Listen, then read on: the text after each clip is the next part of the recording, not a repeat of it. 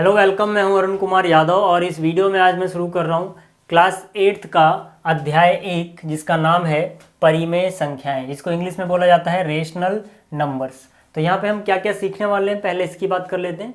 यहाँ पर सबसे पहले हम इस चैप्टर का इंट्रोडक्शन देखेंगे, मतलब कि इसके क्वेश्चन को सॉल्व करने के लिए हमें क्या क्या पता होना चाहिए वो बेसिक कॉन्सेप्ट हम सीखेंगे पहले। उसके बाद हम प्रश्नावली 1.1 के सॉल्यूशन की बात करेंगे। पूरी की पूरी जो प्रश्नावली 1.1 है इसके सारे क्वेश्चन हम इसी वीडियो में करने वाले हैं। तो शुरू करते हैं। देखो, चैप्टर का नाम क्या है? परिमेय संख्याएं। अगर आपको ये समझना है कि परिमेय संख्याएं क्या होती है तो उससे पहले आपको पता होना चाहिए कि प्राकृत संख्या क्या होती है, पूर्ण संख्या क्या होती है और पूर्णांक क्या होते हैं। अगर ये तीनों आप समझते हो तब आप परिमेय संख्याओं को समझ सकते हो अच्छे से। तो पहले इनकी बात कर लेते हैं। देखो, यहाँ पर पहले मैंने क्या लिखा है? प्राकृत संख्या। प्राकृत संख्या को इंग्लिश में बोला जाता है नेचुरल नंबर।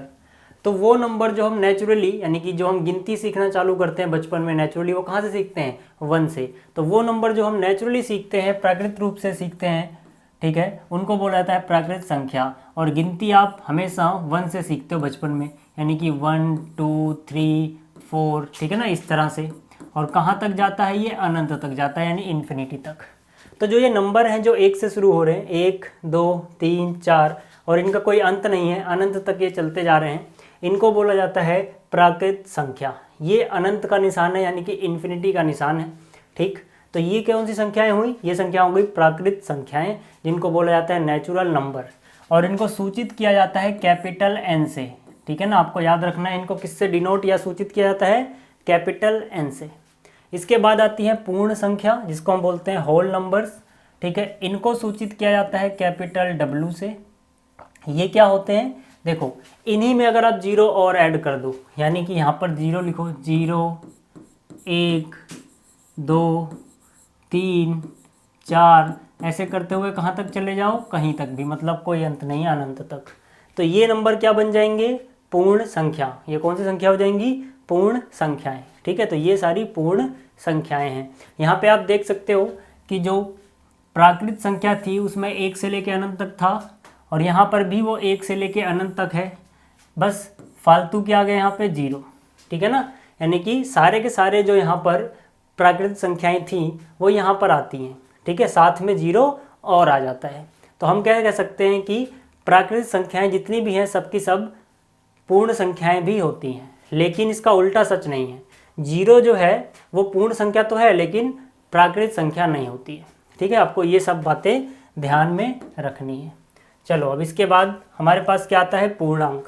पूर्णांक क्या होते हैं? देखो, यहाँ पर आप 0 लिखो, इसके बाद 1 2 3 4 अनंत तक लिख दो, ठीक है ना, कहीं तक भी।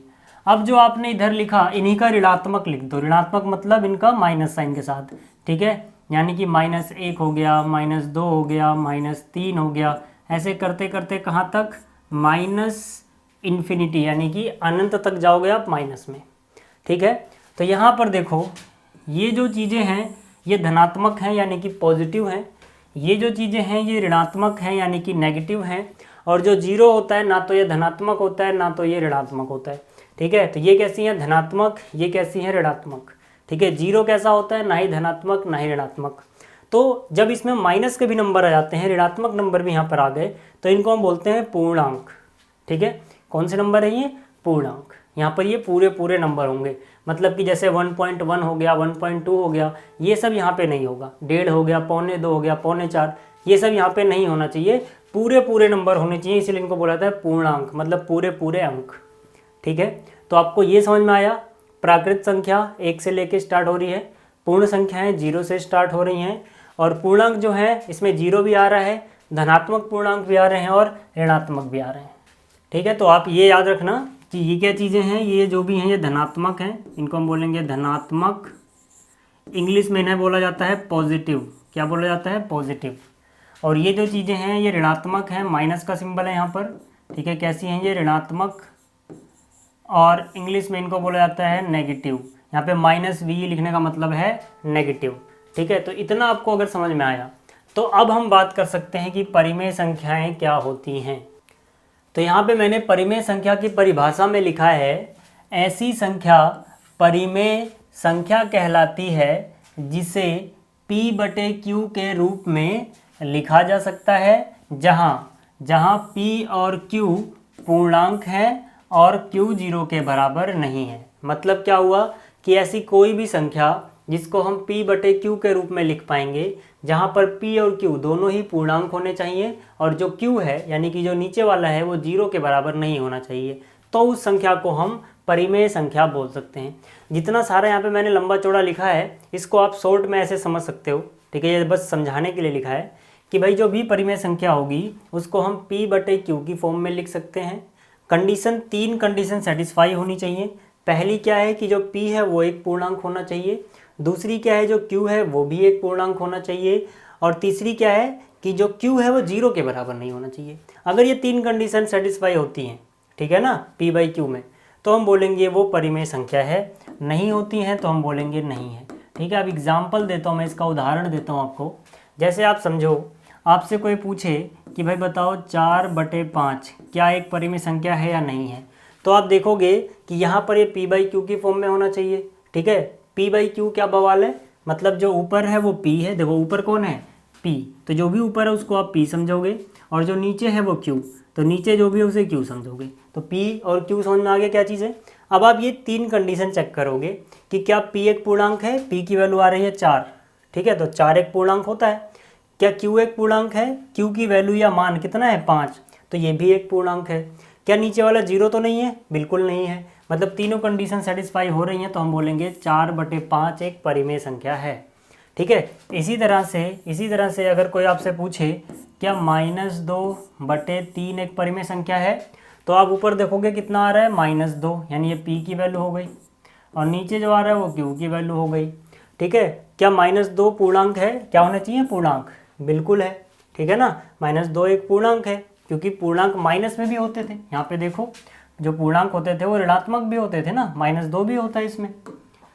तो ये कंडीशन सेटिस्फाई हुई। क्या Q पूर्णांक है, बिल्कुल है। नीचे वाला 0 तो नहीं है, नहीं है। मतलब -2/3 भी एक परिमेय संख्या है, ठीक है। तो ये भी आपको समझ में आ गया। इसी तरह से अगर कोई आपसे पूछे कि चलो ठीक है ये बता दो कि क्या 3 एक परिमेय संख्या है, क्या 3 एक परिमेय संख्या है। अब आप इसको कंपेयर करने जाओगे P बटे Q से, तो यहाँ पे ऊपर वाला तो नज़र आ रहा है, नीचे कुछ है ही नहीं। जब नीचे कुछ नहीं होता है तो हम 1 लिख सकते हैं नीचे, ठीक है। 3/1 का मतलब 3 ही होता है, ठीक है। तो आप इसको ऐसे लिख सकते हो। अब कंपेयर करो, तुलना करो, ये क्या P, ये क्या हुआ Q। क्या 3 एक यानी जो P है वो एक पूर्णांक है, बिल्कुल है। क्या 1 एक पूर्णांक है, बिल्कुल है। क्या नीचे वाला 0 तो नहीं है, नहीं है। तो मतलब ये भी एक परिमेय संख्या है। अब आपसे कोई पूछ ले कि 5/0 क्या ये एक परिमेय संख्या है, आप बोलोगे नहीं है, क्योंकि जो Q है नीचे वो 0 नहीं होना चाहिए। यहाँ पे तो 0 हो गया, ठीक है ना, तो ये परिमेय संख्या नहीं है। अच्छा 5/0 तो नहीं है, लेकिन आपसे सिर्फ 0 दिया हो, सिर्फ आपको 0 दिया हो, और अब आपसे पूछा जाए कि क्या ये एक परिमेय संख्या है, आप बोलोगे है। आप क्या बोलोगे, हाँ ये एक परिमेय संख्या है। क्यों है, क्योंकि जो 0 है उसके नीचे भी आप 1 लिख सकते हो। भाई 0/1 का मतलब 0 ही होता है, ठीक है। तो यहाँ पे जो 0 है यानी शून्य है वो भी एक परिमेय संख्या होती है। क्यों, क्योंकि यहाँ पर जो ऊपर वाला है P वो 0 है, नीचे वाला Q कितना है 1, और कंडीशन में ये बोला गया था कि Q 0 नहीं होना चाहिए, P तो हो सकता है ना 0, तो P 0 है, कोई टेंशन नहीं। Q 0 नहीं होना चाहिए था, Q 0 नहीं है, Q 1 है। तो शून्य भी एक परिमेय संख्या होता है। चलो इतना अगर आपको क्लियर हुआ, तो अब आपसे ऐसे पूछा जाए कि अंडर रूट के अंदर आपको 3 दे दिया जाए। अंडर रूट के अंदर यानी वर्गमूल बोलते हैं इसको, ठीक है। वर्गमूल के अंदर आपको 3 दे दिया जाए और आपसे पूछा जाए कि क्या ये परिमेय संख्या है, तो आप बोलोगे कि ये परिमेय संख्या नहीं है, ये परिमेय संख्या नहीं है। अब आप में से हो सकता है कुछ लोग सोच रहे हों कि जैसे यहाँ पर 5 था, कुछ नहीं नीचे था तो 1 लिख दिया, ठीक है। ऐसे ही इसके नीचे भी तो हम 1 लिख सकते हैं, तो फिर ये परिमेय संख्या क्यों नहीं हो पा रही। ये भी तो P बाई Q की फॉर्म में आ गई। देखो P बाई Q की फॉर्म में तो आ गई, लेकिन यहाँ पर P की वैल्यू देखो जरा एक बार। यहाँ पर P की वैल्यू अंडर रूट 3 आ रही है, यानी कि वर्गमूल में 3 आ रही है। Q की वैल्यू ठीक है 1 आ रही है, 0 नहीं है। तो यहाँ पर P कितना आया, √3, यानी वर्गमूल 3, और वर्गमूल 3 पूर्णांक नहीं होता है। ठीक है, मैंने अभी जब आपको पूर्णांक पढ़ाए थे तो क्या यहाँ वर्गमूल में कोई नंबर पढ़ाया था? नहीं पढ़ाया था, तो इसीलिए यहाँ पर ये वर्गमूल में आ गया, तो ये पूर्णांक ही नहीं रहा। अगर p पूर्णांक नहीं है तो भले ही वो p/q की फॉर्म में लिखा हो, परिमेय संख्या नहीं होगा, तो ये परिमेय संख्या नहीं है। चलो, ये तो आपको समझ में आ गया। ठीक है, अब आपसे कोई पूछे वर्गमूल के अंदर 4 है, वर्गमूल के अंदर 4 है, अब बताओ कि क्या ये परिमेय संख्या है? तो आप बोलोगे हाँ ये परिमेय संख्या है। अब क्वेश्चन ये आता है कि जब ये नहीं है वर्गमूल में होने के बाद, ठीक है, तो इसके नीचे 1 लिख दो, कोई दिक्कत नहीं। तो ये क्यों हो गया? ये इसलिए हो गया क्योंकि जो वर्गमूल 4 है इसको अगर आप सॉल्व करोगे तो वर्गमूल 4 का मान होता है 2, अगर आपने वर्गमूल पढ़ा है तो। ठीक है, नहीं पढ़ा तो अभी समझा देता हूँ हल्का सा। ठीक है, तो जिसका मान निकल जाए ऐसे, ठीक है, कहाँ पर? एक पूर्णांक में। ठीक है, तो वो मतलब परिमेय संख्या होगी, और इसका मान नहीं निकलेगा √3 का, तो ये नहीं होगी। ठीक है, तो आपको याद कैसे रखना है कि अगर वर्गमूल में दिया होगा कुछ, वर्गमूल में दिया होगा कुछ, तो परिमेय संख्या होगी कि नहीं। ठीक है, तो आपको याद रखना है, देखो यहाँ पर कि अगर वर्गमूल के अंदर एक पूर्ण वर्ग संख्या है, पूर्ण वर्ग संख्या है, तो फिर ये जो चीज़ है सारी की सारी ये एक परिमेय संख्या हो जाएगा। ठीक है, ये क्या होगा? एक परिमेय संख्या। लेकिन अगर वर्गमूल के अंदर पूर्ण वर्ग संख्या नहीं है, पूर्ण वर्ग संख्या नहीं है, ठीक है, नहीं है, तो ये अपरिमेय होगा।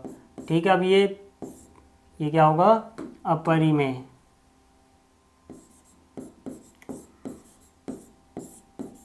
ठीक, अब क्वेश्चन आता है कि पूर्ण वर्ग क्या होता है? ठीक है, पूर्ण वर्ग क्या होता है? पूर्ण वर्ग का मतलब ऐसी चीज़ जो किसी का स्क्वायर करने के बाद आए, किसी नेचुरल नंबर का। जैसे आप 1 का वर्ग निकालो, स्क्वायर करो।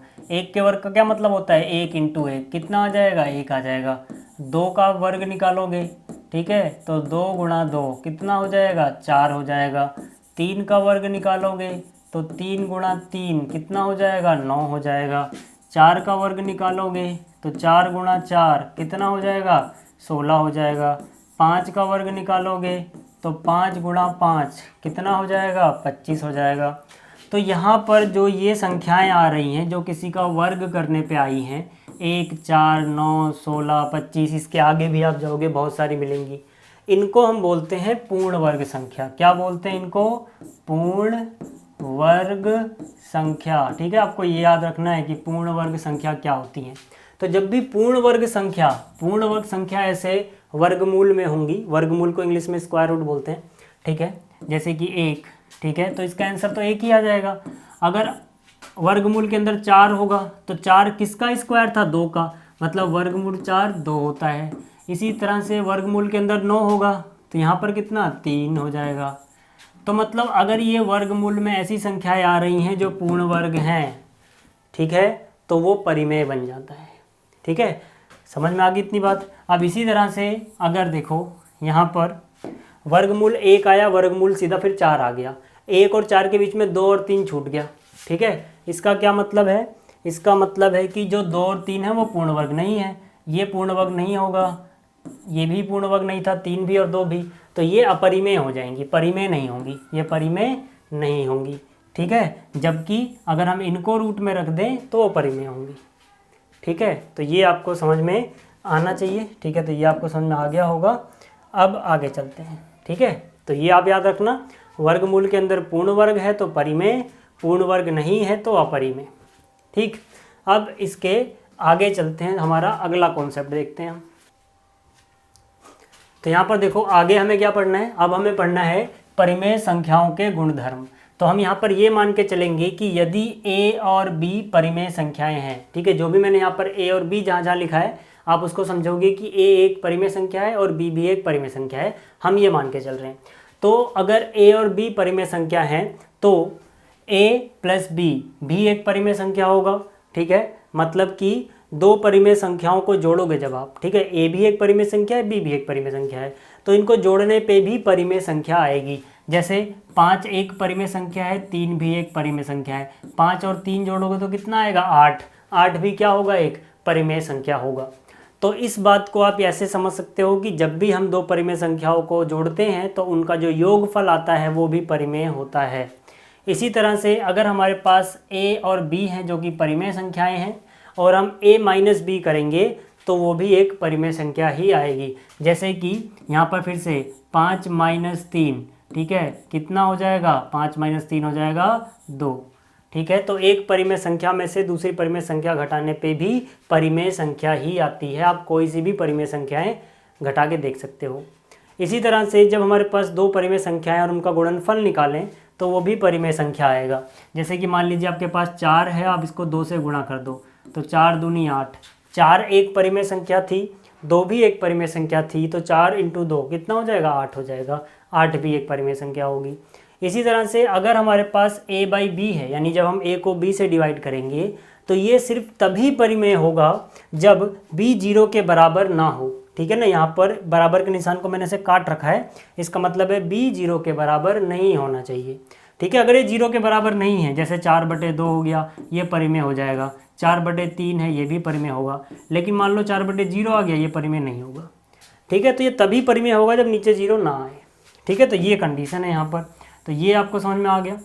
तो यहाँ से देखो एक बात हमें समझ में आती है, ठीक है। एक गुणधर्म होता है समवृत्त। समवृत्त का क्या मतलब है कि अगर मान लीजिए मैं परिमेय संख्याओं की बात करूं तो अगर दो परिमेय संख्याओं का योग परिमेय होता है तो हम बोलेंगे परिमेय संख्याएं योग के अंतर्गत समवृत्त हैं। तो यहाँ पे आप देख रहे हो कि जब भी हम योग निकाल रहे हैं परिमेय संख्या ही आ रही है, तो परिमेय संख्याएं योग के अंतर्गत क्या होती हैं, समवृत्त होती हैं, ठीक है। व्यवकलन यानी माइनस घटाना, ठीक है ना। व्यवकलन का क्या मतलब होता है, घटाना। व्यवकलन के अंतर्गत भी परिमेय संख्याएं समवृत्त होती हैं, गुणन के अंदर भी होती हैं, लेकिन भाग के अंदर नहीं होती हैं। क्यों? क्योंकि यहाँ पर ये वाली कंडीशन आ जा रही है ना, हमेशा तो नहीं होंगी, 0 वाले पे नहीं होंगी, तो इसीलिए भाग के अंतर्गत परिमेय संख्याएं समवृत्त नहीं होती हैं, ठीक है। जबकि यहाँ पर योग, व्यवकलन और गुणनफल होता है, क्योंकि ये हमेशा परिमेय आ रहा है। तो ये पहली प्रॉपर्टी आपको समझ में आई। इसके बाद जो हमारी दूसरी प्रॉपर्टी है वो है क्रम विनिमेयता। इसको बोलते हैं कॉमुटेटिविटी, ठीक है, या फिर कॉमुटेटिव प्रॉपर्टी, ठीक है ना, कॉमुटेटिविटी। तो क्रम विनिमेयता का क्या मतलब है? इसका मतलब है कि जब आप क्रम बदल दो तो उत्तर पे फर्क ना पड़े। जैसे कि मान लो मेरे पास है 3 जमा 2, तो 3 जमा 2 5 होता है, 3 जमा 2 कितना होगा 5। अब मैं क्रम बदल देता हूँ, मैंने पहले 3 लिखा था, 3 बाद में लिख देता हूँ, मैंने बाद में 2 लिखा था, 2 पहले लिख देता हूँ, क्रम बदल दिया, तो 2 और 3 अभी भी कितना रहेगा 5 रहेगा। मतलब क्रम बदलने पे यहाँ पे उत्तर में कोई फर्क नहीं पड़ रहा है जब मैं योग निकाल रहा हूँ, यानी कि जोड़ रहा हूँ, ठीक है। यानी कि a जमा b बराबर होगा b जमा a के। तो इसका मतलब है कि जो योग है वो क्रम विनिमेय है। क्यों? क्योंकि क्रम बदलने पे योग के जो उत्तर आ रहा है, योग का आंसर आ रहा है, उसमें कोई फर्क नहीं पड़ रहा, तो हम बोलेंगे योग क्रम विनिमेय है। एक और एग्जांपल देख सकते हो, जैसे मैंने यहाँ पर लिखा 4 जमा 8, ये कितना हुआ 12। अब मैं योग का क्रम बदल देता हूँ, 8 पहले लिख दूँ और 4 बाद में लिख दूँ, 8 और 4 अभी भी कितना रहेगा 12। तो मतलब दोनों चीज़ें एक ही उत्तर दे रही हैं, तो क्रम बदलने से कोई फर्क नहीं पड़ रहा, इसीलिए हम बोलेंगे कि जो योग है वो क्रम विनिमेय है, ठीक है। ये आपको समझ में आ गया। गुणन की बात करते हैं। जैसे मान लो a इंटू बी है, ये हमेशा बराबर होता है b इंटू मतलब गुणा a के। जैसे कि 4 गुणा 3 कितना आएगा 12। आप यहाँ पर क्रम बदल दो, 3 पहले लिखो 4 बाद में लिखो, यहाँ पर 4 पहले है, यहाँ पर 3 पहले है, तब भी आंसर कितना आएगा 12। तो जब आपने क्रम बदला, तो उत्तर पे कोई फ़र्क नहीं पड़ रहा, ठीक है। आप चाहे जैसे देख लो, कोई और एग्जाम्पल लेके भी कोई भी उदाहरण लोगे तो गुणन जो होगा हमेशा क्रम विनिमेय रहेगा। मतलब कि क्रम बदलने पे गुणन का जो उत्तर आता है, जो गुणनफल आता है, उस पर कोई फ़र्क नहीं पड़ता है, तो गुणन क्रम विनिमेय है, ठीक है। इसके बाद अगर हम व्यवकलन निकालेंगे यानी घटाएंगे a में से b, तो ये हमेशा b माइनस a के बराबर नहीं होगा, ठीक है ना। जैसे आप 3 में से, इसकी बात कर रहा हूँ मैं, ठीक है। आप 3 में से 2 घटाओगे तो आपको उत्तर मिलेगा 1, ठीक है। लेकिन अगर आप 2 में से 3 घटाओगे तो उत्तर मिलेगा ऋणात्मक 1, यानी कि माइनस का 1। तो ये दोनों तो बराबर नहीं आ रहे हैं, ये दोनों तो उत्तर अलग अलग आ गए यहाँ पर, ये कुछ और ये कुछ और। तो इसका मतलब क्या है, इसका मतलब ये हो गया कि जो व्यवकलन होता है, ठीक है, वो क्रम विनिमेय नहीं होता है, क्योंकि a माइनस बी बराबर नहीं आता है b माइनस ए के, ठीक है। इसी तरह से जो भाग है वो भी आप चेक कर लेना, ये भी क्रम विनिमेय नहीं होता है। तो हम कह सकते हैं व्यवकलन और भाग क्रम विनिमेय नहीं है, ठीक है। तो आपको क्रम विनिमेयता यानी कॉम्यूटेटिविटी समझ में आ गई। तो अब इस प्रॉपर्टी को आप याद रखोगे, क्वेश्चन में काम आएगी। अगला क्या है, साहचर्यता, जिसे हम सहचारिता भी बोलते हैं। इसको इंग्लिश में बोला जाता है एसोसिएटिव प्रॉपर्टी, ठीक है।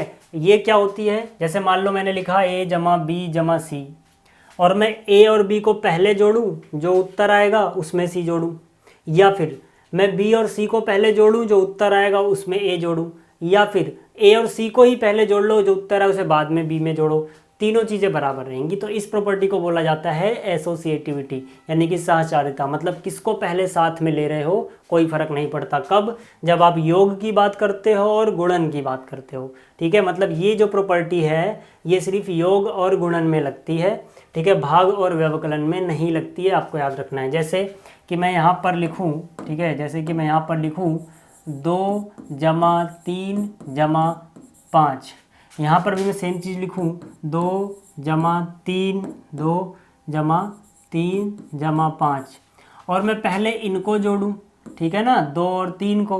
पहले मैं किसको जोड़ूँ, 2 और 3 को। तो 2 और 3 कितना हुआ, 5। जो उत्तर है उसमें ये 5 जोड़ूँ तो कितना आंसर आएगा, 10 आएगा। इसी तरह से आप पहले इन दोनों को जोड़ लो, 5 और 3 कितना, 8। जो उत्तर है उसमें 2 जोड़ो, अभी भी कितना आएगा, 10। तो मतलब पहले आप इन दोनों को जोड़ रहे हो या फिर इन दोनों, कोई फर्क नहीं पड़ रहा, ठीक है। इसके अलावा अगर आप शुरू का 2 और 5 पहले जोड़ लो, 2 और 5 7, फिर 3 जोड़ो तब भी 10। तो मतलब कि यहाँ पर हम किसको एक साथ पहले ले रहे हैं, ठीक है ना, किसको एक साथ पहले ले रहे हैं, कोई फर्क नहीं पड़ रहा। चाहे इन दोनों को पहले लो फिर इसको लो, या फिर इन दोनों को पहले लो फिर इसको लो। तो इस गुणधर्म को बोलते हैं साहचर्यता, या फिर सहचारिता भी बोला जाता है, याद रखना है आपको, ठीक है। इसके अलावा गुणन में भी ये प्रॉपर्टी काम करती है, ठीक है। जैसे कि हम अगर गुणा करें, ठीक, तो यहाँ पर मैं यहाँ पर लिख दूँ 2 गुणा 3 गुणा में 4, और यहाँ भी लिखूँ 2 गुणा में 3 गुणा में 4, ठीक है। अब अगर मैं पहले इन दोनों को गुणा करूँ तो 2 तियाँ 6, फिर 4 को गुणा करूँ, जो आंसर आए तो 6 चौक 24, या फिर पहले मैं इन दोनों को गुणा करूँ, 4 तियाँ 12, फिर इसको 2 गुणा करूँ, कितना, 24। तो दोनों चीज़ें बराबर ही होंगी, ठीक है। तो इसका मतलब है कि यहाँ पर भी साहचर्यता लागू होता है, ठीक है, गुणन में भी। तो ये बातें आपको याद रखनी है, ठीक है। भाग में लागू नहीं होता, घटा यानी कि व्यवकलन में भी ये लागू नहीं होता है, ठीक है। तो आपको ये सहचार्यता यानी कि एसोसिएटिव प्रॉपर्टी समझ में आ गई। अब आगे बात करते हैं, अगली प्रॉपर्टी क्या है हमारी, डिस्ट्रीब्यूटिव प्रॉपर्टी, जिसको हम क्या बोलते हैं, वितर्कता, ठीक है। इसके हिसाब से क्या होता है, मान लो कि अगर a, b और c परिमेय संख्याएं हैं, अगर a, b और c परिमेय संख्याएं हैं, तो हम कह सकते हैं कि a ब्रैकेट के अंदर अगर b जमा c लिखा है, तो यहाँ पर जो बाहर a है, ठीक है, इसको आप b से गुणा करो, a गुणा b क्या हो जाएगा, ab, ठीक है, प्लस प्लस प्लस हुआ, फिर a को c से करो, क्या हो जाएगा, ac। मतलब कि आपने a को b और c में बांट दिया, वितर्क कर दिया, ठीक है, यानी डिस्ट्रीब्यूट कर दिया। तो इसको हम क्या बोलते हैं, वितर्कता। इसी तरह से यहाँ भी आप कर सकते हो, a गुणा b ए बी माइनस फिर a गुणा c ए सी, ठीक है। जैसे कि आप यहाँ पर देखो, मान लो मेरे पास यहाँ पर है 2 और यहाँ पर है x जमा 3, ठीक है। तो मैं क्या कर सकता हूँ, 2 गुणा x कितना हो गया, 2x, और फिर 2 गुणा 3, ठीक है, प्लस में क्या ले सकता हूँ, 2 गुणा 3, 2 गुणा 3 कितना होता है, 6। तो डायरेक्ट आप लिखो 2 गुणा 3 6। तो ये कहने का मतलब है इसका, ठीक है। इसी तरह से यहाँ पर मान लो मैंने यहाँ लिखा 3 और यहाँ लिख दिया y माइनस में मान लो z लिख देता हूँ मैं, ठीक है, क्या लिख देता हूँ, z। तो इसको मैं क्या लिख सकता हूँ, 3 गुणा वाई, कितना वाई हो गया 3y, फिर यहाँ माइनस 3 गुणा जेड, कितना हो गया 3z। ठीक है, आपको समझ में आ गया। इसके उल्टे को भी यही बोलेंगे, मतलब कि अगर हमें पहले से ये लिख के दिया हो, अगर कोई हमें पहले से ये लिख के दे दे तो मैं 3 कॉमन ले सकता हूँ, दोनों में से 3 हटा सकता हूँ, तो यहाँ y बचेगा, यहाँ पर z बचेगा, 3 हटा दिया। ठीक है, वापिस से ये आ गया, मतलब इससे ये जाना या फिर इस चीज़ से वापस यहाँ पे आ जाना। ठीक है, दोनों ही प्रॉपर्टी दोनों सेम है, दोनों को हम क्या बोलेंगे, वितर्कता। ठीक है, तो ये आपको समझ में आ गया होगा। ठीक, तो अब आगे चलते हैं। अब देखो जो आगे हमें सीखना है वो है योज्य तत्समक और गुणात्मक तत्समक। ठीक है, योज्य तत्समक को हम बोलते हैं एडिटिव आइडेंटिटी और गुणात्मक तत्समक को हम बोलते हैं मल्टीप्लिकेटिव आइडेंटिटी। तो आपको याद रखना है कि जो योज्य तत्समक होता है वो होता है शून्य यानी कि 0। ठीक है, जो ये शून्य है यानी कि जो 0 है इसको हम क्या बोलते हैं, योज्य तत्समक। और जो 1 है इसको हम बोलते हैं गुणात्मक तत्समक। तत्समक का क्या मतलब है, देखो यहाँ पे मैंने लिखा है परिमेय संख्याओं के लिए शून्य योज्य तत्समक है। तत्समक का ये मतलब है कि यहाँ पे अगर मैं योज्य तत्समक की बात कर रहा हूँ तो इसका मतलब है कि मान लो मेरे पास कोई परिमेय संख्या a है अगर, तो इसमें मैं क्या जोड़ूं, मतलब किसका योग निकालूं इसके साथ कि जो नंबर आए वो सेम रहे, बदले नहीं। जैसे यहाँ पर a है तो यहाँ पर भी a रहे, कोई बदलाव ना हो इसमें। ऐसा क्या चीज़ हम इसमें जोड़ें, यानी कि किसका योग निकालें, तो हम बोलेंगे शून्य जोड़ दो भाई। a में अगर आप 0 जोड़ोगे तो a ही रहेगा, जैसे कि 5 में अगर आप 0 जोड़ते हो तो आंसर 5 आता है, 6 में अगर आप 0 जोड़ते हो तो आंसर 6 आता है। मतलब कि योज्य तत्समक का मतलब है कि किसी भी परिमेय संख्या में आप ऐसा क्या जोड़ो कि सेम परिमेय संख्या मिल जाए, कोई बदलाव ना आए। तो हम बोलेंगे भाई शून्य जोड़ें अगर हम तो संख्या में कोई बदलाव नहीं आता, इसका मतलब है कि जो शून्य है वो योज्य तत्समक है। मतलब शून्य का योग किसी के साथ भी निकालोगे वही नंबर रहेगा। यही चीज़ गुणात्मक तत्समक में क्या मतलब रखती है कि हम अगर हमारे पास कोई नंबर a है तो किससे गुणा करें, क्योंकि यहाँ पे गुणात्मक तत्समक है, किससे गुणा करें कि नंबर सेम रहे, कोई बदलाव ना आए। तो हम बोलेंगे भाई 1 से गुणा कर दो, जैसे 5 है 501, 5 को 1 से गुणा किया तो 5 एकम 5 हो गया। 6 है 601, 6 को 1 से गुणा किया तो 6 एकम 6 हो गया।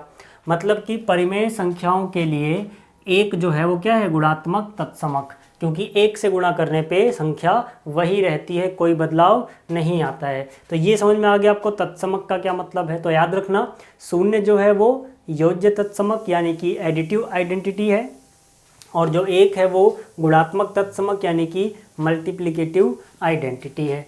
तो इतना तो आपको समझ में आ गया। अब आगे बात करते हैं। अगला हमारा है योज्य प्रतिलोम और गुणात्मक प्रतिलोम। इससे पहले हमने तत्समक सीखा, अब क्या है प्रतिलोम। योज्य प्रतिलोम को हम बोलते हैं एडिटिव इनवर्स और गुणात्मक प्रतिलोम को हम बोलते हैं मल्टीप्लिकेटिव इनवर्स।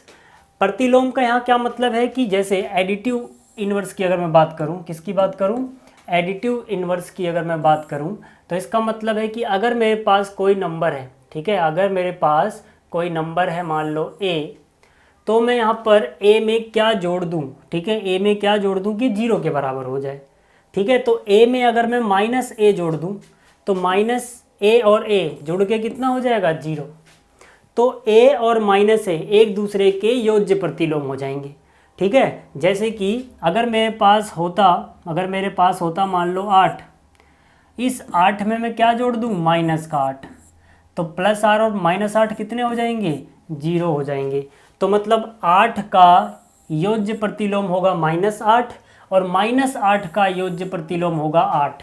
ये एक दूसरे के योज्य प्रतिलोम होंगे। क्वेश्चन आएगा भाई 6/5 का योज्य प्रतिलोम लिखो, तो आप कहोगे -6/5, क्योंकि यहाँ पर इन दोनों को अगर हम जोड़ें, ठीक है, इन दोनों को अगर हम जोड़ें तो जुड़ के 0 आ जाएगा। मतलब जिसका भी आपसे योज्य प्रतिलोम पूछा है उसका ऋणात्मक ले लो। ठीक है, और अगर आपसे पूछा है -6/5 का तो आप बोलोगे +6/5। मतलब ये इसका और वो इसका, ठीक है, क्या होते हैं, योज्य प्रतिलोम। ठीक है, ये आपको समझ में आ गया। अब क्वेश्चन आता है कि क्या कोई ऐसा नंबर है जो खुद का ही योज्य प्रतिलोम हो, आप बोलोगे 0। आप क्या बोलोगे, 0। ठीक है, जीरो में जीरो ही जोड़ो तो जीरो आ जाता है, मतलब जीरो खुद का ही योज्य प्रतिलोम होता है। ठीक है, यानी कि जीरो अपने ऋणात्मक के बराबर होता है। आप जीरो बोलो माइनस जीरो बोलो एक ही बात है, जीरो का कोई साइन नहीं होता। ठीक है, ना जीरो ऋणात्मक होता ना धनात्मक, जीरो एक न्यूट्रल नंबर है, तो जीरो जीरो होता है। ठीक है, ये बात आपको याद रखनी है। इसी तरह से जो गुणात्मक प्रतिलोम है, ठीक है, इसका क्या मतलब है? इसका मतलब है कि अगर मान लो हमारे पास कोई नंबर है a/b, ठीक है, कोई परिमेय संख्या है, इसको हम किससे गुणा करें कि उत्तर 1 आ जाए, ठीक है, वही इसका क्या होगा? मल्टीप्लिकेटिव इनवर्स यानी कि गुणात्मक प्रतिलोम। तो भाई नीचे b है तो ऊपर b लिख दो, b से b कट जाएगा, ऊपर a है नीचे a लिख दो। मतलब कि यहाँ पर अगर हम इसको देखें तो यहाँ पर क्या था a/b, हमने इसको उल्टा कर दिया, b/a लिख दिया। ठीक है, तो ये दोनों एक दूसरे के गुणात्मक प्रतिलोम होंगे, क्योंकि इन दोनों को गुणा करके कितना आ रहा है? 1 आ रहा है, प्लस का 1 आना चाहिए। कैसे आ रहा है? b से b कट गया, b से b कट गया, a से a कट गया, 1 एकम 1 1 एकम 1। ठीक है, कितना आ गया? 1।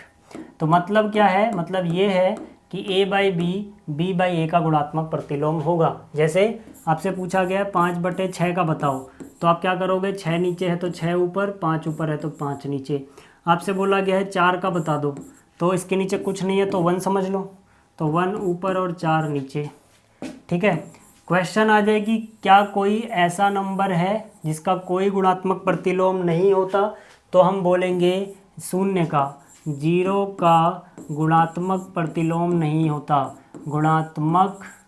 गुणात्मक प्रतिलोम, शून्य का गुणात्मक प्रतिलोम नहीं होता। क्यों नहीं होता? देखो, इसलिए नहीं होता क्योंकि 0 को आप लिखोगे 0/1, इसको अगर उल्टा करोगे 1/0 बन जाएगा। नीचे 0 हो नहीं सकता, क्योंकि परिमेय संख्या के लिए नीचे वाला जो है वो 0 नहीं होना चाहिए, तो इसीलिए हम इसका उल्टा ऐसे नहीं लिख सकते हैं। तो शून्य का गुणात्मक प्रतिलोम नहीं होता, इसको आप नोट कर लेना। क्वेश्चन आ जाए कि क्या कोई ऐसे नंबर होते हैं जो खुद के ही गुणात्मक प्रतिलोम है? तो हम बोलेंगे 1 और -1, ये दोनों खुद के ही गुणात्मक प्रतिलोम है। 1 का गुणात्मक प्रतिलोम 1 ही होता है और -1 का भी -1 ही होता है। ठीक है ना, क्योंकि भाई 1 को 1 से गुणा करोगे 1 आएगा, और -1 को भी -1 से गुणा करोगे माइनस माइनस प्लस 1 आएगा। गुणा करके 1 ही तो आना चाहिए ना। ठीक है, तो याद रखना 1 और -1 खुद के गुणात्मक प्रतिलोम होते हैं। अब शुरू करते हैं क्वेश्चंस। इतना ही मुझे बताना था, जो कि 1.1 यानी कि प्रश्नावली 1.1 के लिए काफ़ी है। ठीक है, तो इतना आप याद रखना। आप शुरू करते हैं प्रश्नावली 1.1। तो यहाँ पर देखो, जो प्रश्नावली 1.1 है, इसका जो पहला प्रश्न है, इसमें हमसे बोला गया है उचित गुणधर्म का उपयोग करके हमें इसका मान ज्ञात करना है। तो पहले इसके पहले पार्ट की बात करते हैं, फिर दूसरे की करेंगे। तो यहाँ पर क्या है? -2/3 गुणा 3/5 जमा 5/2 माइनस 3/5 गुणा 1/6। तो इसको अगर आप ध्यान से देखो तो यहाँ पर इसको अगर मैं a बोलूँ, इसको अगर मैं b बोलूँ और इसको अगर मैं c बोलूँ, ठीक है, जिनके बीच में गुणा आ रही है उनको आप एक ही मानोगे। ठीक है, जमा आ गया तो दूसरा है, ये यहाँ पे गुणा है तो ये एक ही है। ठीक है, तो यहाँ पर a, b और c 3 अलग अलग चीज़ें हैं। पहले हम क्या करते हैं, a और c को एक साथ लिख लेते हैं। पहले हम क्या करते हैं, a और c को एक साथ लिख लेते हैं। कैसे पता लगा इनको हमें एक साथ लिखना है? देखो, इसके पास 3/5 है, इसके पास भी 3/5 हमें मिल जाएगा, तो यहाँ से कोई ना कोई चीज़ कॉमन आ जाएगी। तो मैंने क्या किया, यहाँ पर -2/3 गुणा में 3/5 लिखा, और ये जो प्लस का 5/2 शुरू में था इसको बाद में लिख दिया, और ये जो चीज़ बाद में लिखी हुई थी -3/5 गुणा में 1/6 ये पहले लिख दिया। तो ये कौन सा गुणधर्म हुआ? देखो, अगर आपके पास a + b + c हो, ठीक है, आप पहले a b को करो, ठीक है, या फिर पहले आप b और c को करो, या फिर पहले आप a और c को कर लो बाद में b को करो। तो हमने यहाँ पे क्या किया, पहले a और c को कर लिया, b को बाद में करा। तो ये प्रॉपर्टी जो लगती थी ये सहचार्यता में लगती थी। मतलब यहाँ पर ये जो मैंने लिखा है, ये लिखा है सहचर्य गुणधर्म से, सहचर्य गुणधर्म से। ठीक है, सहचर्य गुणधर्म से। ठीक है, क्योंकि साहचर्य गुणधर्म के हिसाब से पहले आप ए बी करो या फिर पहले आप बी सी करो या पहले आप ए सी करो, कोई फ़र्क नहीं पड़ता, एक ही जैसा रहता है। अब इसके बाद हम क्या करेंगे, देखो इसके बाद ये वाली चीज़ और ये वाली चीज़ दोनों के पास 3/5 है, तो इनमें से हमने 3/5 निकाल लिया। ठीक है, 3/4 कॉमन लिया। ठीक है, 3/5, तो 3/5 यहाँ आ गया, तो ये चीज़ बची हुई है, यानी माइनस का 2/3 ऐसे ही रहेगा। ठीक है, 3/5 बाहर आ गया, माइनस बचा हुआ है, माइनस इंटू 1 क्या हो गया, -1 डिवाइड बाई कितना बचा हुआ है, 6, यानी कि 1/6 तो बचा ही हुआ था, ये माइनस का सिंबल भी बचा हुआ था। ठीक है, यहाँ पर क्या है, जमा में 5/2। अब यहाँ पे हमने कौन सी प्रॉपर्टी लगाई है, वितर्कता, तो यहाँ पे मैंने लिखा वितर्कता से। ठीक है ना, वितर्कता से। अभी जब मैंने आपको समझाया था वितर्कता, तो क्या बताया था कि अगर हमारे पास कुछ ऐसा है तो आप a into B A B और a into C A C ऐसे लिख सकते हो, या फिर इसका उल्टा है। ठीक है, यानी कि पहले से ही आपको ए बी जमा में ए सी दिया हो, तो जो चीज़ एक जैसी है वो आप बाहर निकाल लो, दोनों एक ही बात है। दोनों कौन सी प्रॉपर्टी हैं, वितर्कता। तो यहाँ पर देखो ये चीज़ एक जैसी थी, बाहर निकाल ली, यानी ये वितर्कता है। इसको अंदर ले जाओगे, ठीक है, जब इसको अंदर ले जाओगे वापस ऊपर जैसा बन जाएगा, तो मतलब यहाँ पर जो गुणधर्म आएगा वो वितर्कता आएगा। ठीक है, इतना होते ही हमारा काम बन गया। अब इसको सॉल्व कर लेते हैं। बस देखो 3/5, ठीक है, 3/5 ऐसे रहेगा। अब पहले इन दोनों का लघुत्तम लोगे, 3 और 6 का। आपको याद रखना है, जब ऐसे दो नंबर का लघुत्तम लेना हो जिसमें छोटे वाले के पहाड़े में बड़ा वाला आता हो, तो बड़ा वाला ही उनका लघुत्तम हो जाता है। तो 3 और 6 का लघुत्तम कौन हो जाएगा, 6। ठीक है, 3 का पहाड़ा पढ़ते हैं, इसमें कितनी बार जाता है, 3 दूनी 6। 3 का पहाड़ा पढ़ना होता है, कितनी बार जाएगा, 3 दूनी 6, 2 बार। जितनी बार पहाड़ा गया उसको ऊपर गुणा करो, 2 दूनी 4। ठीक है, फिर 6 एकम 6, एक बार गया, 1 एकम 1। जो चीज़ बाहर है ऐसे ही लिख दोगे। ठीक है, इसके बाद क्या हो जाएगा, 3/5 अपनी जगह, नीचे क्या है, 6 है, ऊपर एक जैसे निशान होते हैं तो जोड़ते हैं, -4 -1 -5। ठीक है, प्लस में कितना आया, 5/2। ठीक है, इतना आपको समझ में आ गया। तो अब आगे चलते हैं। देखो ये हो गया 3/5। ठीक है, या फिर पहले काट लो। ठीक है, अगर ये कट रहा है तो ठीक है, 3 एकम 3, 3 दूनी 6, 5 एकम 5, 5 एकम 5। ठीक है, तो 1 गुणा 1 कितना हो गया, 1, और ये माइनस, फिर 1 गुणा 2, 2 हो गया, और बाहर कितना बचा हुआ है, 5/2। ठीक है, नीचे वाला एक जैसा है तो एलसीएम वही आएगा। जब नीचे एक जैसा हो तो ऊपर जो है वैसे लिख दो, जब नीचे एक जैसा हो तो। 5 में से 1 गया, कितना बचेगा, 4। नीचे कितना है, 2। 4/2 कितना हो जाता है, 2 हो जाता है। ठीक है ना, 2 एकम 2 दूनी 4। तो अब इसका आंसर आएगा 2। तो ये पहला पार्ट हो गया। अब दूसरे पार्ट का सॉल्यूशन देखते हैं। अब देखो जो इसका अगला पार्ट है, इसमें हमें क्या दिया गया है, यहाँ पर 2/5 गुणा -3/7। तो इसको हम क्या बोल देंगे, इसको अपने दिमाग में समझो कि ये ए है। फिर यहाँ पर जो है -1/6 गुणा 3/2 ये बी है, और यहाँ पर जो है 1/14 गुणा 2/5 ये सी है। तो पहले हम साहचर्य गुणधर्म का यूज करेंगे और साथ साथ में लिखेंगे ए और सी को। ठीक है, क्योंकि इसके पास 2/5 है, इसके पास भी 2/5 है, जो एक जैसा हो पहले उनको एक साथ लिख लो। ठीक है, और गुणधर्म कौन सा होगा, साहचर्य। ठीक है, जब हम ऐसे करते हैं कि इसको और उसको साथ में ले रहे हैं तो साहचर्य चल रहा है। तो यहाँ पर क्या है, 2/5 गुणा में क्या है, -3/7। इसको किसके साथ लिखा, इसके साथ। तो जो चीज़ यहाँ है उसको बीच में ले आओ। यहाँ पर क्या है, 1/14 गुणा में 2/5, और फिर जो चीज़ बीच में है उसको किनारे पे रख दो। ठीक है, तो यहाँ पर क्या है, 1/6 गुणा में क्या है, 3/2। ठीक है, कौन सा गुणधर्म यूज किया हमने, साहचर्य से। हम यहाँ लिख सकते हैं साहचर्य गुणधर्म से। ठीक है, इसके बाद आ जाओ यहाँ पर, क्या चीज़ एक जैसी है इन दोनों में, इसमें और इसमें क्या चीज़ एक जैसी है, 2/5। यहाँ पर भी है, यहाँ पर भी है, तो जो चीज़ एक जैसी है वो कॉमन ले लो। ठीक है, तो 2/5 उभयनिष्ठ है दोनों में। ठीक है, बाहर ले लेंगे। यहाँ क्या बचेगा, -3/7। यहाँ से 2/5 बाहर है तो क्या बचा, +1/14। और यहाँ क्या बचा हुआ है देखो, 3 से कट जाएगा, 3 एकम 3, 3 दूनी 6, तो 1 एकम 1 और 2 दूनी 4 बचेगा। ठीक है, यहाँ पे हमने बाहर लिया है, जो ये चीज़ एक जैसी उसे कॉमन लिया है। ठीक है, तो कौन सा गुणधर्म हुआ, जब हम कॉमन लेते हैं तो वितर्कता। ठीक है, वितर्कता, जो चीज़ एक जैसी है आपने बाहर निकाल ली। ठीक है, वो क्या गुणधर्म हुआ, वितर्कता से। ठीक है, चलो अब यहाँ पर कुछ सॉल्व हो सकता है, बिल्कुल हो सकता है।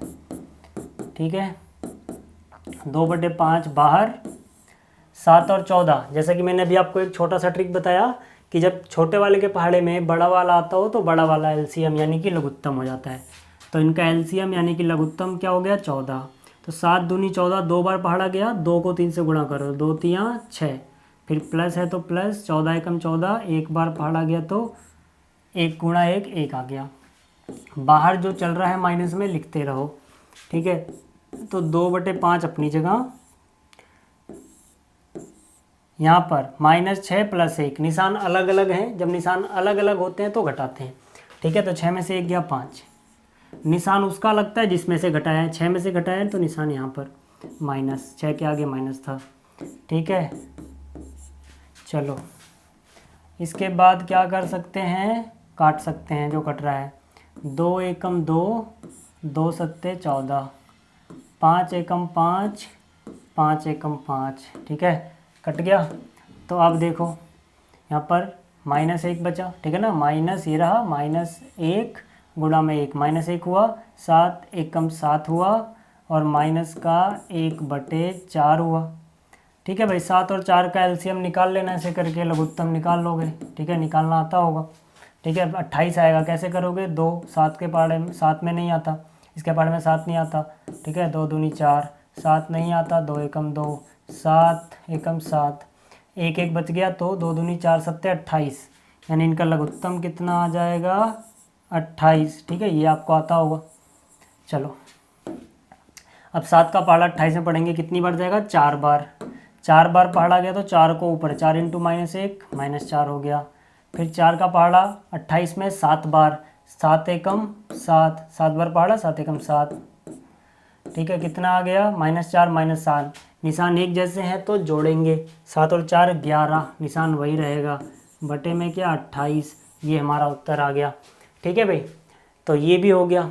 अब बात करते हैं अगले प्रश्न की। अब देखो जो अगला क्वेश्चन है, प्रश्न 2, इसमें बोला गया है योज्य प्रतिलोम लिखिए। योज्य प्रतिलोम मैंने क्या बताया था, जो भी नंबर है उसका ऋणात्मक लिखना होता है। ठीक है, तो जैसे कि 2/8 है, तो 2/8 का योज्य प्रतिलोम। ठीक है ना, इसका योज्य प्रतिलोम मतलब इसमें ऐसा क्या जोड़े कि 0 आ जाए, तो इसका योज्य प्रतिलोम कितना होगा, यहाँ 2/8 है तो इसी का ऋणात्मक लिख दो, -2/8। इसी तरह से यहाँ पर -5/9 है, इसका योज्य प्रतिलोम बराबर, ये ऋणात्मक है पहले से ही तो प्लस लिख दो, माइनस हटा दो, कितना हो जाएगा 5/9। ठीक है, माइनस नहीं था तो माइनस लगाना है, घटा का निशान, और अगर घटा का निशान है तो हटा दो। ठीक, यहाँ पर तो देखो कंफ्यूज करने के लिए दोनों जगह माइनस है, तो माइनस से माइनस कट गया, मतलब दिख तो रहा था दोनों जगह है, लेकिन असलियत में ये क्या चीज़ है, ये है 6/5। ठीक है ना, ये क्या है 6/5, तो 6/5 है अगर ये, तो हम बोल सकते हैं इसका, ठीक है, इसका योज्य प्रतिलोम, इसका योज्य प्रतिलोम कितना हो जाएगा, -6/5। ठीक है ना, क्योंकि यहाँ पे दोनों जगह माइनस था तो माइनस से माइनस खत्म, तो ये 6/5 बचा, माइनस नहीं है, माइनस लगा देंगे। ठीक है, इसी तरह से यहाँ पर देखो नीचे माइनस एक जगह, तो इसका योज्य प्रतिलोम, चाहे ऊपर एक जगह माइनस हो या नीचे किसी एक जगह होना चाहिए, तो माइनस हटा दो। ठीक है, इसका योज्य प्रतिलोम कितना हो जाएगा, 2/9। ठीक है, इसी तरह से यहाँ पर भी नीचे है, तो इसका योज्य प्रतिलोम कितना हो जाएगा, एक जगह माइनस है, हटा दो, कितना 19/6। तो ये हो गया योज्य प्रतिलोम। अब अगला क्वेश्चन देखते हैं। अब देखो जो प्रश्न नंबर 3 है, इसमें हमसे बोला गया है, ठीक है, प्रश्न नंबर 3 में कि पहला पार्ट है x बराबर 11/15 और दूसरा पार्ट है x बराबर -13/17। एक ही क्वेश्चन में दो अलग अलग पार्ट हैं। इसके लिए सत्यापित कीजिए कि माइनस ब्रैकेट के अंदर -x बराबर x है। ठीक है, तो पहला पार्ट करते हैं। ठीक है, मैं आपको पहला पार्ट करके दिखा रहा हूँ। पहले पार्ट में x की जगह पर क्या रखना है, 11/15। ठीक है, तो इसको आप यहाँ पर उतार लो। ठीक है, LHS को पहले लेफ्ट हैंड साइड, लेफ्ट में क्या है, इक्वल टू के जो बराबर का निशान है इसके इधर जो होता है इसको हम क्या बोलते हैं, लेफ्ट हैंड साइड, जो लेफ्ट में है। ठीक है, तो यहाँ पर लेफ्ट में लिखा हुआ है माइनस के अंदर -x, तो -x की जगह क्या पुट कर दिया, 11/15। माइनस माइनस क्या हो गया, प्लस 11/15, ये आ गया। और इसी तरह से इसका जो राइट हैंड साइड है, यानी कि इसके बराबर के बाद में क्या लिखा है वो उतार लो, और x की जगह पे क्या रखना है, 11/15। क्या दोनों जगह, लेफ्ट और राइट दोनों जगह एक जैसी चीज़ आई, बिल्कुल। तो आप लिख सकते हो लेफ्ट हैंड साइड बराबर राइट हैंड साइड। ये हमने वेरीफाई कर दिया, सत्यापित कर दिया इसको। ठीक है, तो ये जैसे मैंने पहला पार्ट किया है इसी तरह से आप दूसरा पार्ट कर लेना। वहाँ पे x की जगह बस आपको ये रखना है। ठीक है, बिल्कुल सेम चीज़ें हो जाएगा। तो अब बात करते हैं अगले क्वेश्चन की। अब देखो जो प्रश्न 4 है इसमें बोला गया है गुणात्मक प्रतिलोम लिखो। ठीक है, हमें क्या करना है, हमें गुणात्मक प्रतिलोम लिखना है। सबसे पहला नंबर क्या है, -13, तो हम लिखेंगे -13 का गुणात्मक प्रतिलोम बराबर। गुणात्मक प्रतिलोम में मैंने क्या बताया था कि इसको हम किससे गुणा करें कि ये 1 हो जाए, मतलब इसको उलट देंगे। तो -13/1 है, तो इसका उल्टा क्या हो जाएगा, 1/-13। माइनस को आप ऊपर भी लिख सकते हो, कोई फर्क नहीं पड़ता। ठीक है ना, इसको उलट देना है। इसी तरह से इसका गुणात्मक प्रतिलोम बराबर हो जाएगा 19 ऊपर 13 नीचे। ठीक है, माइनस को आप ना भी लिखो नीचे, ऊपर ही रहने दो, कोई फर्क नहीं पड़ता। ठीक है, यानी कि 19 ऊपर और 13 नीचे। ठीक है, तो ये हो गया इसका गुणात्मक प्रतिलोम। ठीक, इसी तरह से 1/5 का गुणात्मक प्रतिलोम क्या हो जाएगा, 5/1 यानी कि 5। ठीक है, इसी तरह से यहाँ पर देखो, पहले इसको सॉल्व कर लो। 5 तियाँ कितना हो गया, 15, 7 अट्ठे कितना हो गया, 56, माइनस माइनस हो गया प्लस। इसका ठीक है गुणात्मक प्रतिलोम कितने के बराबर आ जाएगा, 56 नीचे है तो ऊपर लिख दो, और 15 ऊपर है तो नीचे लिख दो। ठीक है, इतना आ गया। इसी तरह से यहाँ पर आ जाओ। ठीक है, इसको पहले सॉल्व कर लो। -2 × -1, प्लस का 2 हो गया, 2 एकम 2, माइनस माइनस प्लस, नीचे आ गया 5। इसका गुणात्मक प्रतिलोम बराबर 5 ऊपर 2 नीचे, 5 ऊपर और 2 नीचे। इसी तरह से -1 का गुणात्मक प्रतिलोम, ठीक है ना, गुणात्मक प्रतिलोम। ठीक है, कितना हो जाएगा, -1 ही रहेगा, क्योंकि -1 और +1 का गुणात्मक प्रतिलोम सेम होता है, मैंने आपको बताया था। ठीक है, तो यहाँ से ठीक है, तो यहाँ से ये हो गया। ठीक है, इसको आप चाहो तो ऐसे भी कर सकते हो, -1/1 लिखा, उल्टा किया तो 1/1 हुआ। ठीक है, माइनस ही रहेगा तो -1 ही आ जाना है। ठीक है, आप कैसे भी सोच सकते हो। तो ये हो गया। अब बात करते हैं अपने अगले क्वेश्चन की। अगले क्वेश्चन में क्या बोला गया है भाई, कि गुणधर्म का नाम लिख दो। जो भी गुणधर्म यहाँ पे यूज हुआ है गुणन में, उसका नाम लिखो। तो यहाँ पर क्या है, -4 × 5, यानी इस नंबर को, ठीक है, ये जो नंबर था इस नंबर को 1 से गुणा किया। ठीक है, यहाँ पर भी उसी नंबर को 1 से गुणा किया, सेम नंबर आया। तो मैंने आपको बताया था कि जब किसी नंबर को 1 से गुणा किया जाए तो वही नंबर रहता है। इसको हम क्या बोलते हैं, इसको बोलते हैं कि जो 1 होता है वो गुणात्मक तत्समक होता है। एक गुणात्मक तत्समक, ठीक है, एक गुणात्मक तत्समक है। ठीक है, एक गुणात्मक तत्समक है, मैंने आपको बताया था। ठीक है, जिसे इंग्लिश में बोलते हैं मल्टीप्लिकेटिव आइडेंटिटी। ठीक है ना, कि एक को किसी नंबर से गुणा करो तो सेम नंबर रहता है। ठीक है ना। एक क्या है, गुणात्मक तत्समक है। ठीक है, यहाँ पर क्या बोला गया है, जो चीज़ पहले है वो देखो बाद में लिख दी गई, और जो चीज़ यहाँ बाद में थी वो चीज़ पहले लिखी गई है। तो मतलब यहाँ पे क्या हो रहा है, यहाँ पर हो रहा है कि अगर हमारे पास a गुणा b था तो हमने इसको b गुणा a लिख दिया। ठीक है, a गुणा b था तो b गुणा a लिख दिया। हमने क्या किया, क्रम बदल दिया, जो पहले था वो बाद में, जो बाद में था वो पहले। तो हम यहाँ पे क्या बोलेंगे, यहाँ पर जो प्रॉपर्टी यूज हुई है वो है क्रम विनिमेयता। ठीक है, क्रम विनिमेयता। ठीक है, इसी तरह से यहाँ पर आ जाओ। यहाँ पर देखो क्या है, जो ये नंबर है इसी को उल्टा करके मल्टीप्लाई कर दिया। मतलब कि अगर हमारे पास a बाई बी था तो हमने b बाई ए से गुणा किया, कितना आ गया, 1। तो हम इसे क्या बोलेंगे, गुणात्मक प्रतिलोम।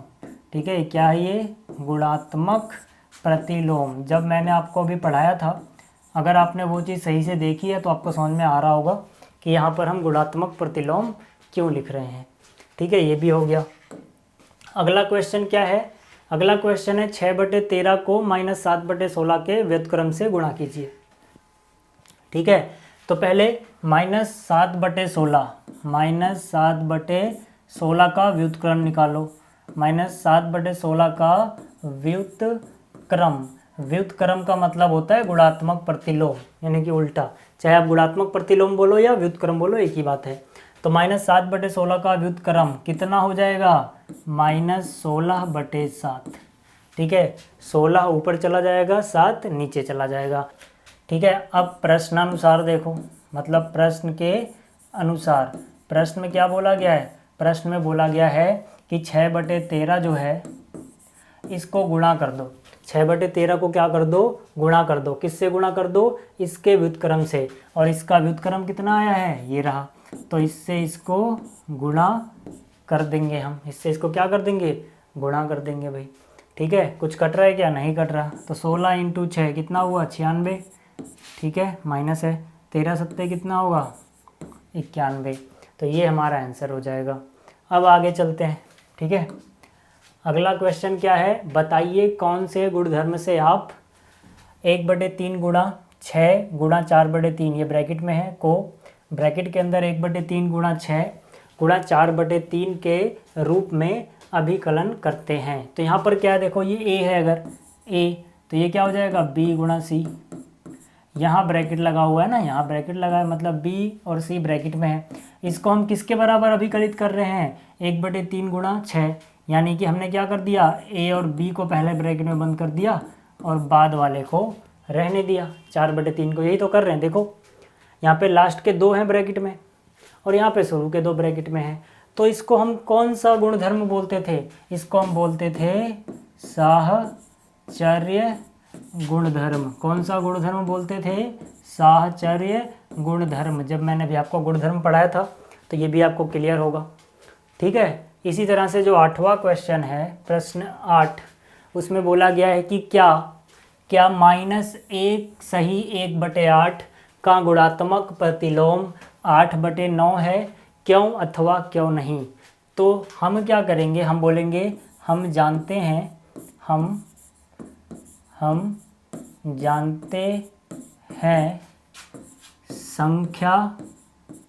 संख्या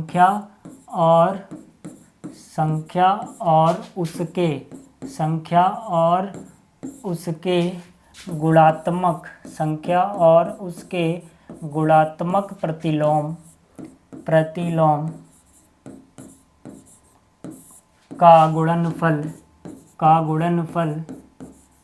का गुणनफल 1 होता है। ठीक है, कितना होता है, 1 होता है। मतलब कि कोई भी संख्या और उसके गुणात्मक प्रतिलोम को अगर आप गुणा करते हो तो कितना आता है, 1 आता है। तो इन दोनों को गुणा करके देखते हैं कि 1 आता है कि नहीं। ठीक है, अतः ठीक है, इनको गुणा करके देखते हैं। हमारे पास क्या है, -1 सही 1/8, इसको गुणा करनी है। क्या करनी है, इसको गुणा। इससे अगर 1 आया तो ये दोनों एक दूसरे के गुणात्मक प्रतिलोम होंगे, और अगर 1 नहीं आया तो नहीं होंगे। पहले तो इसको मिश्र भिन्न से बदल लो, ठीक है। यहाँ पर 8 एकम 8, ये मिश्र भिन्न में दिया गया है, पहले इसको बदल दो। 8 एकम 8 और 1 कितना हो गया, 9/8, ठीक है, यानी कि इतना हो गया।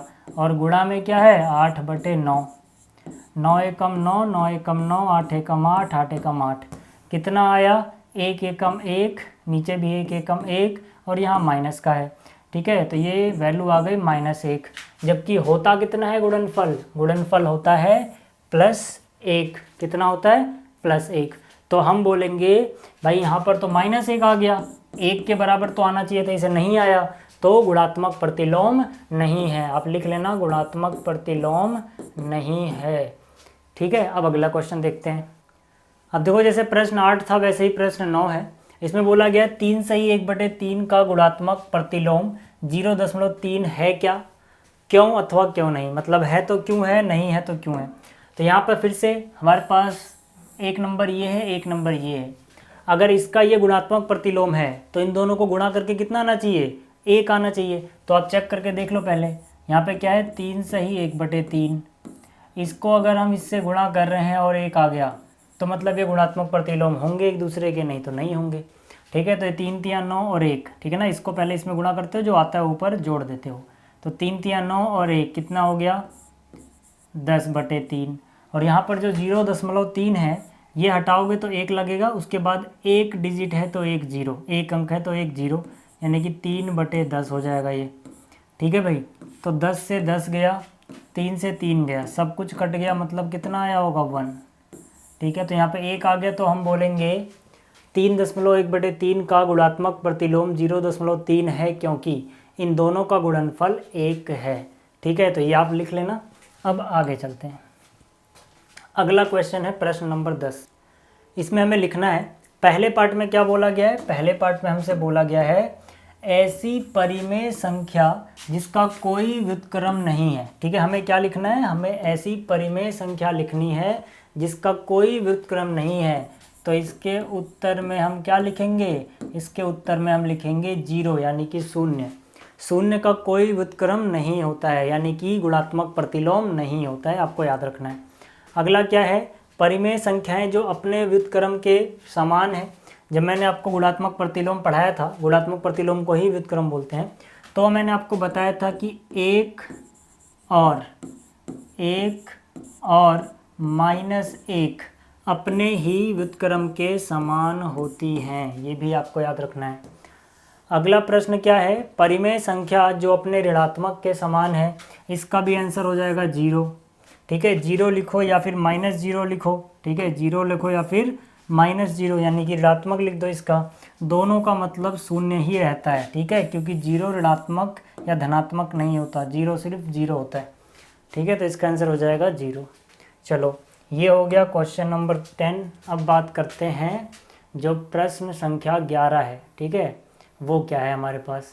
देखो जो प्रश्न 11 है इसमें क्या बोला गया है, इसमें बोला गया है रिक्त स्थानों की पूर्ति करो। पहला क्या है, शून्य का व्युत्क्रम, शून्य का व्युत्क्रम होता ही नहीं है, तो हम लिखेंगे शून्य का व्युत्क्रम नहीं है, ठीक है ना, कोई भी नहीं होता।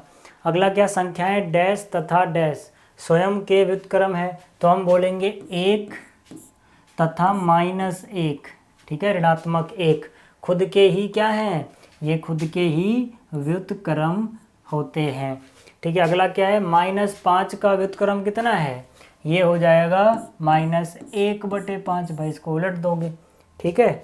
अगला क्या है, 1/x का व्युत्क्रम क्या होगा, x हो जाएगा, x/1, ठीक है ना, x/1 का क्या मतलब हुआ, x, ठीक है। बस कंडीशन क्या है, जो नीचे आ रहा है वो 0 नहीं होना चाहिए, वो उन्होंने पहले ही बता दिया। अगला क्या है, 2 परिमेय संख्याओं का गुणनफल हमेशा, 2 परिमेय संख्याओं का गुणनफल हमेशा क्या होता है, परिमेय संख्या, ठीक है, ये तो शुरू में ही बताया था, परिमेय गुणा परिमेय क्या हो जाएगा, परिमेय संख्या ही आएगा, ठीक। अगला क्या है, किसी धनात्मक परिमेय संख्या का व्युत्क्रम भी क्या होगा, धनात्मक, धनात्मक का व्युत्क्रम क्या होता है, धनात्मक ही होता है, ठीक है। तो ये एक्सरसाइज 1.1 यानी प्रश्नावली 1.1 कंप्लीट हो गई। तो जल्दी मिलेंगे अगली वीडियो में। Thanks for watching.